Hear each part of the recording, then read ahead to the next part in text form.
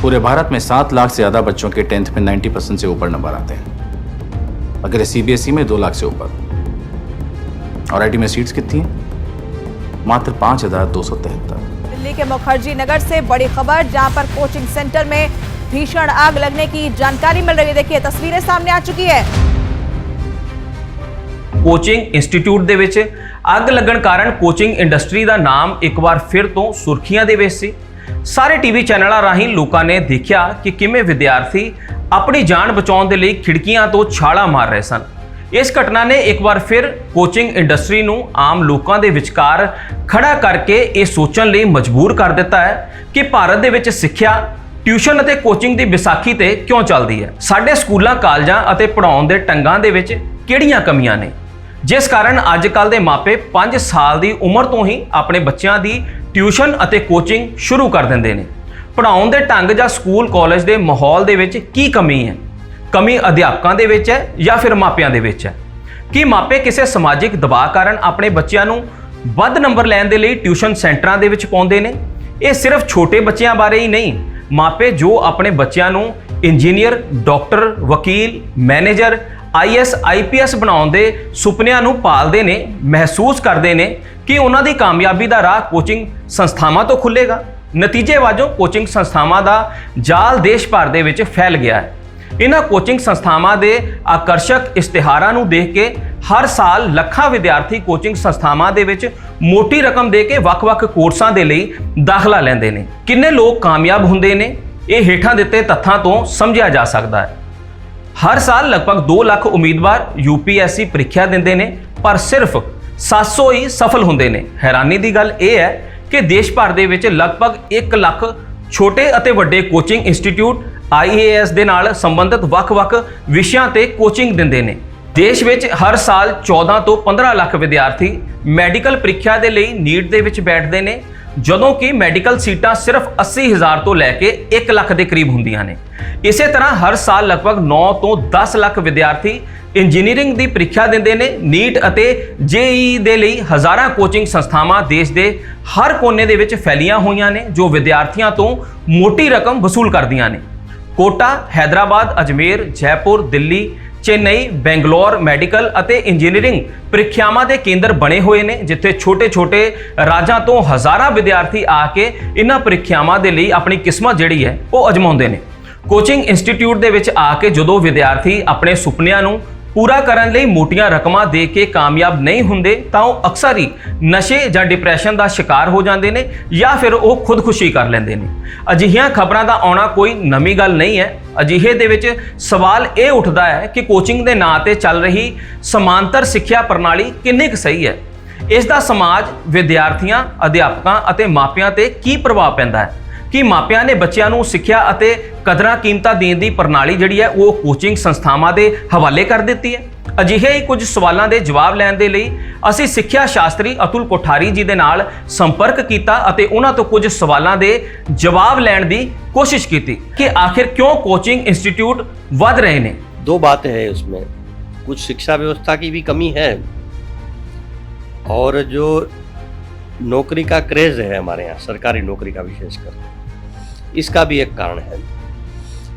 मूल बात यह कि हमारी शिक्षा व्यवस्था जो है वो सिर्फ एक नौकर तैयार करने का एक केंद्र बन गई है।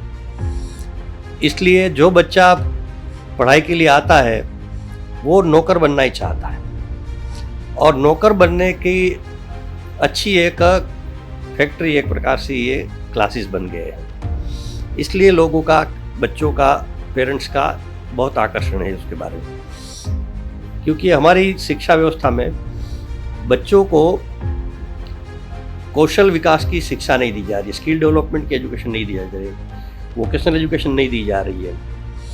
और विशेष करके जो सरकारी शिक्षा व्यवस्था है वो बहुत वीक, कमज़ोर हो गई है, और हमारे यहाँ ज़्यादातर तो सरकारी शिक्षा व्यवस्था ही है देश में। तो इस कारण से वहाँ ठीक से शिक्षा का स्तर न होने के कारण बच्चे फिर कोचिंग की ओर मुड़ रहे हैं। ਇਸ ਦਾ ਉਹਨਾਂ ਨੇ ਮੁੱਖ ਕਾਰਨ ਦੱਸਿਆ ਹੈ ਕਿ ਸਿੱਖਿਆ ਪ੍ਰਣਾਲੀ ਦੇ ਵਿੱਚ ਬਹੁਤ ਵੱਡੀ ਕਮੀ ਆ ਗਈ ਹੈ, ਜਿਸ ਦੇ ਕਰਕੇ ਇਹ ਇੰਸਟੀਚਿਊਟ ਜਿਹੜੇ ਨੇ ਉਹ ਮਾਪਿਆਂ ਨੂੰ ਇੱਕ ਵੱਡਾ ਵਿਜ਼ਨ ਦਿਖਾ ਕੇ ਬੱਚਿਆਂ ਦੀ ਐਡਮਿਸ਼ਨ ਕਰਵਾ ਰਹੇ ਨੇ। ਇਸ ਦੇ ਨਾਲ ਹੀ ਉਹਨਾਂ ਕਿਹਾ ਕਿ ਸਰਕਾਰੀ ਨੌਕਰੀ ਦਾ ਜਿਹੜਾ ਚਾਅ ਹੈ ਉਹ ਕੋਚਿੰਗ ਕਲਾਸ ਦੇ ਵਧਣ ਦਾ ਬਹੁਤ ਵੱਡਾ ਕਾਰਨ ਹੈ, ਕਿਉਂਕਿ ਹਰ ਮਾਪਿਆਂ ਦੇ ਅੰਦਰ ਜੇਕਰ ਅਸੀਂ ਗੱਲ ਕਰੀਏ ਤੇ ਉਹਨਾਂ ਨੂੰ ਕੋਸ਼ਿਸ਼ ਹੁੰਦੀ ਹੈ ਕਿ ਆਪਣੇ ਬੱਚਿਆਂ ਨੂੰ ਸਰਕਾਰੀ ਨੌਕਰੀ ਦਿਵਾਈ ਜਾਵੇ। ਔਰ ਕੋਚਿੰਗ ਸੈਂਟਰਸ ਵਾਲੇ ਜਦੋਂ ਤੁਸੀਂ ਪੇਪਰ ਦੇਣ ਜਾਣਾ ਹੁੰਦਾ ਹੈ ਕੋਈ ਵੀ, ਤੇ ਤੁਹਾਨੂੰ ਇੱਕ ਵੱਡਾ ਵਿਜ਼ਨ ਦਿਖਾਉਂਦੇ ਨੇ ਔਰ ਦੱਸਦੇ ਨੇ ਕਿ ਸਾਡੇ ਕੋਲ ਪਾਸ ਹੋ ਕੇ ਇੰਨੇ ਵਿਦਿਆਰਥੀ ਜਿਹੜੇ ਨੇ ਉਹ ਸਰਕਾਰੀ ਨੌਕਰੀਆਂ ਤੇ ਲੱਗ ਗਏ ਨੇ। ਇਹ ਵੀ ਵੱਡਾ ਕਾਰਨ ਹੈ ਕਿ ਮਾਪੇ ਕੋਚਿੰਗ ਸੈਂਟਰਾਂ ਦੇ ਵੱਲ ਰੁਖ ਕਰਦੇ ਨੇ। ਉਹਨਾਂ ਅੱਗੇ ਕਿਹਾ ਕਿ ਸਾਡੇ ਐਜੂਕੇਸ਼ਨ ਸਿਸਟਮ ਦੇ ਵਿੱਚ ਸਕਿੱਲ ਡਿਵੈਲਪਮੈਂਟ ਦੀ ਸਿੱਖਿਆ ਨਹੀਂ ਦਿੱਤੀ ਜਾਂਦੀ। ਇਹ ਬਹੁਤ ਵੱਡਾ ਕਾਰਨ ਹੈ ਕਿ ਜਿਹੜੇ ਬੱਚੇ ਨੇ ਜਾਂ ਮਾਪੇ ਨੇ ਉਹ ਕੋਚਿੰਗ ਸੈਂਟਰਸ ਦੇ ਵੱਲ ਰੁਖ ਕਰ ਰਹੇ ਨੇ। ਇਸ ਤੋਂ ਇਲਾਵਾ ਸਰਕਾਰੀ ਸਿੱਖਿਆ ਕਮਜ਼ੋਰ ਹੋ ਗਈ ਹੈ, ਜਿਸ ਕਾਰਨ ਬੱਚੇ ਕੋਚਿੰਗ ਦੇ ਲਈ ਜਾਂਦੇ ਨੇ। ਸੋ ਸਰਕਾਰੀ ਸਕੂਲਾਂ ਦੇ ਵਿੱਚ ਜੋ ਪੜ੍ਹਾਈ ਦਾ ਅਦਾਰਾ ਹੈ, ਤੁਸੀਂ ਦੇਖਿਆ ਹੈ ਕਿ ਸਰਕਾਰੀ ਸਕੂਲਾਂ ਦੇ ਵਿੱਚ ਸਿੱਖਿਆ ਉਸ ਤਰੀਕੇ ਦੀ ਨਹੀਂ ਦਿੱਤੀ ਜਾਂਦੀ ਜਿਸ ਤਰੀਕੇ ਦੀ ਸਿੱਖਿਆ ਜਿਹੜੀ ਹੈ ਉਹ ਸ਼ਾਇਦ ਦੂਸਰੇ ਸਕੂਲਾਂ ਦੇ ਵਿੱਚ, ਪ੍ਰਾਈਵੇਟ ਸਕੂਲਾਂ ਦੇ ਵਿੱਚ ਦਿੱਤੀ ਜਾਂਦੀ ਹੈ। ਔਰ ਜ਼ਿਆਦਾਤਰ ਜਿਹੜੇ ਇਹਨਾਂ ਇੰਸਟੀਚਿਊਟ ਦੇ ਵਿੱਚ ਵਿਦਿਆਰਥੀ ਜਿਹੜੇ ਪਹੁੰਚਦੇ ਨੇ ਉਹ ਜ਼ਿਆਦਾਤਰ ਵਿਦਿਆਰਥੀ ਸਰਕਾਰੀ ਸਕੂਲਾਂ ਦੇ ਵਿੱਚ ਪੜ੍ਹੇ ਹੋਏ ਹੁੰਦੇ ਨੇ। ਸੋ ਇਸ ਤੋਂ ਅਨੁਮਾਨ ਲਗਾਇਆ ਜਾ ਸਕਦਾ ਹੈ ਕਿ ਬਹੁਤ ਸਾਰੇ ਕਾਰਨ ਨੇ ਕਿ ਇਹਨਾਂ ਜਿਹੜੇ ਇੰਸਟੀਚਿਊਟ ਨੇ ਉਹਨਾਂ ਦੇ ਵਿੱਚ ਬੱਚਿਆਂ ਦੀ ਜਿਹੜੀ ਹੈ ਉਹ ਗਿਣਤੀ ਵੱਧ ਰਹੀ ਹੈ। ਪਰ ਜਦੋਂ ਅਸੀਂ ਸਿੱਖਿਆ ਸ਼ਾਸਤਰੀ ਦੇ ਨਾਲ ਗੱਲ ਕੀਤੀ ਤਾਂ ਸਾਡੇ ਮਨ ਦੇ ਵਿੱਚ ਕੁਝ ਸਵਾਲ ਵੀ ਆਏ ਜਿਨ੍ਹਾਂ ਦਾ ਜਵਾਬ ਸ਼ਾਇਦ ਇੱਕ ਮਨੋਵਿਗਿਆਨੀ ਹੀ ਬਿਹਤਰ ਢੰਗ ਦੇ ਨਾਲ ਦੇ ਸਕਦਾ ਸੀ। ਇਸ ਤੋਂ ਬਾਅਦ ਅਸੀਂ ਇੱਕ ਮਨੋਵਿਗਿਆਨੀ ਵਰੁਣ ਗੁਪਤਾ ਦੇ ਨਾਲ ਗੱਲਬਾਤ ਕੀਤੀ ਅਤੇ ਜਾਣਨ ਦੀ ਕੋਸ਼ਿਸ਼ ਕੀਤੀ ਕਿ ਆਖਰ ਬੱਚਿਆਂ ਅਤੇ ਮਾਪਿਆਂ ਦੇ ਦਿਲ ਦੇ ਵਿੱਚ ਕੀ ਚੱਲਦਾ ਹੁੰਦਾ ਹੈ ਕਿ ਜਿਹਦੇ ਕਰਕੇ ਉਹ ਇਹ ਰੁਖ ਇੰਸਟੀਚਿਊਟ ਦੇ ਵੱਲ ਜ਼ਿਆਦਾ ਵਧਾ ਰਹੇ ਨੇ। जो जॉब प्रोवाइडर्स हैं, कॉर्पोरेट वर्ल्ड है, अलग अलग जॉब देने वाली कंपनियां हैं, उनको स्कूल और कॉलेजेस की मार्कशीट्स पर पूरा विश्वास नहीं है। उन्हें लगता है कि केवल मार्कशीट के आधार पर किसी को जॉब देना संभव नहीं होगा। वो सभी अलग अलग कॉम्पिटिटिव एग्जाम्स कंडक्ट करते हैं और उन एग्जाम्स की पढ़ाई किसी स्कूल कॉलेज में नहीं होती। तो सबसे पहले तो कोचिंग क्लासेस ने इस गैप को पकड़ा और जितने भी रिक्रूटमेंट टेस्ट हैं उनके प्रिपरेशन कराने के लिए काफ़ी सारी कोचिंग क्लासेस स्टार्ट हुई। दूसरी बात, कहीं ना कहीं ये भी लगता है कि स्कूल और कॉलेज में जो पढ़ाई होती है वो कॉन्सेप्चुअल होती है, अच्छी पढ़ाई होती है, लेकिन कोचिंग क्लासेस वाले बहुत सारे शॉर्टकट्स, एग्ज़ाम में अच्छे मार्क्स कम पढ़ाई करके कैसे लाएं, इस तरह की चीज़ें कुछ प्रचारित करते हैं और इनके जाल में भी कई सारे पेरेंट्स और विद्यार्थी इनसे भी आकर्षण में फंसते हैं। ये दो कारण मुझे लगता है कि कोचिंग क्लासेस का जाल बहुत तेजी से पूरे भारत भर में बढ़ रहा है।